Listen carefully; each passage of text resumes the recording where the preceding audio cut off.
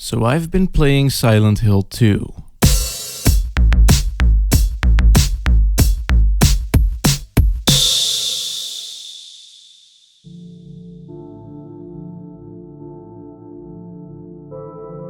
As you already may know, Silent Hill 2 is a survival horror game. Only, I feel that that title doesn't really do it any justice.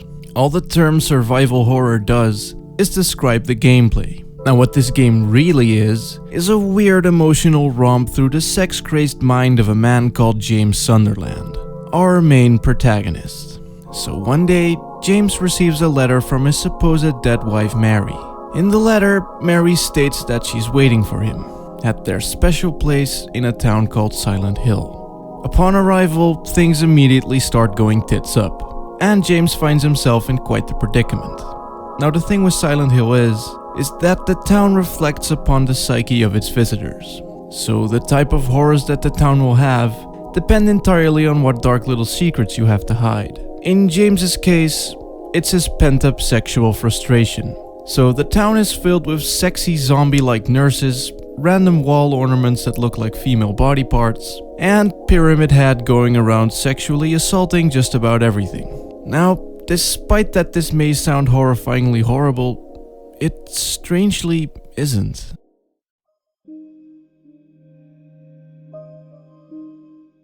It's a horror game, but it isn't scary, at least not to me. And I don't mean that in a negative way at all. It's just, the game is strangely beautiful and almost comforting in some way. It has this strange kind of peacefulness to it, despite its gory and fucked up nature. It's really quite bizarre and I can't think of anything to compare it to. Like, the idea of finding something beautiful in even the most terrible of places or people. I mean, there are some other Japanese horror games and movies that certainly try to emulate this feeling. Hell, there's even a movie about some gory cyborg monster people falling in love. But this is really the only instance where I felt that it actually worked in a believable way. And that's something I have some serious respect for. Now, a big part of the game being able to convey this feeling is the soundtrack. This is possibly the best OST to anything ever. And I'm not joking either. It's like Aphex Twin, DJ Shadow, and the Smashing Pumpkins had a baby. That sounds wrong. It has this really deep melancholic presence, and it just oozes out of the game. It's definitely something special, and there isn't really anything quite like it. Let me put it this way. If you don't intend on ever playing this game, at least give the soundtrack a listen. It's really that good. Now what isn't very good is the game's voice acting. While the voice acting in Silent Hill 3 almost had this weird theatrical quality, the voice acting in Silent Hill 2 is a bit less fortunate. Don't get me wrong, it certainly isn't bad. I mean, if anything, it actually adds to the weirdness of the people you encounter. But that still doesn't take away from the fact that the delivery just feels a little off sometimes. Also, the game looks a little dated. Like, some of the cutscene animations look a little fishy. Although I've definitely seen worse. Especially considering that it's a PS2 game released all the way back in 2001. Now, about the gameplay. It's very much like your standard survival horror game. So, things like solving puzzles, tank controls, clunky combat, scarce items, and limited saves. Now, despite that maybe not being very original, it does do a great job of actually doing what it's doing. I mean, the game's puzzles really do a good job making you feel smart, while not actually being all that smart. And the game is really engrossing too. Like, with most games, even though you're having fun, you can still easily get distracted. With this game, I doubt that'll be a problem. When I started, I played for nearly 4 hours on end, without even noticing. And that's something I don't usually do.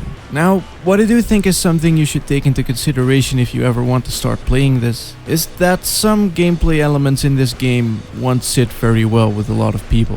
For instance, the before mentioned tank controls. I personally don't mind, but I'm just letting you know in case it's something that really grinds your gears. Although, to be honest, I feel that in a game like this, tank controls actually work in its advantage. I mean, the camera in this game is more focused on making shit look nice, rather than being able to move around easily. And if you ever played a game like this without tank controls, you may already know what I'm getting at here. Thing is, when the camera angle changes, the direction you walk in also changes. And with tank controls, when pressing up, you will always move forward. So then when the camera angle changes, you can still keep walking in the direction you were going, instead of having to reposition your finger on the analog stick. And I get that tank controls take some getting used to, but I honestly don't see why that's a problem to so many people. Anyway, gameplay wise, it's very much like the first few Resident Evil games.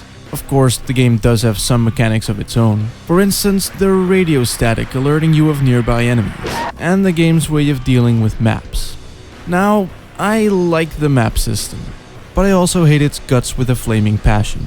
Thing is, the map works like how an actual map does. So if you find the map of the building you're in, you don't just see the rooms you can enter or the places you need to go.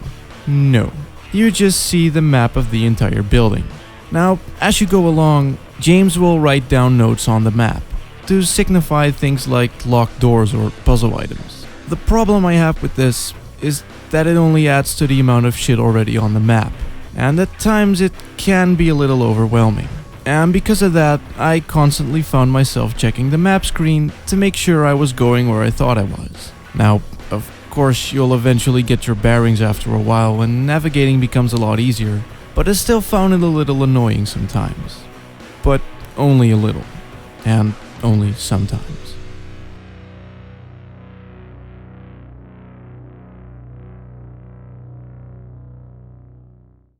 You know, I find it weird how I only just played this game for the first time, and I already feel like this may end up on my top 10 favorite games list, should I ever dare to do one. It's just special in some way.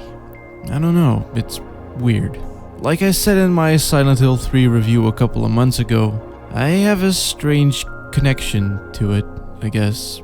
Now, I may just be a pretentious hipster cunt, but this is just really how I feel about it. Anyway, I do really like this game, apparently. And I'd really like to check out some of the other games in this series sometime soon. So, yeah. Game of the year, 10 out of 10.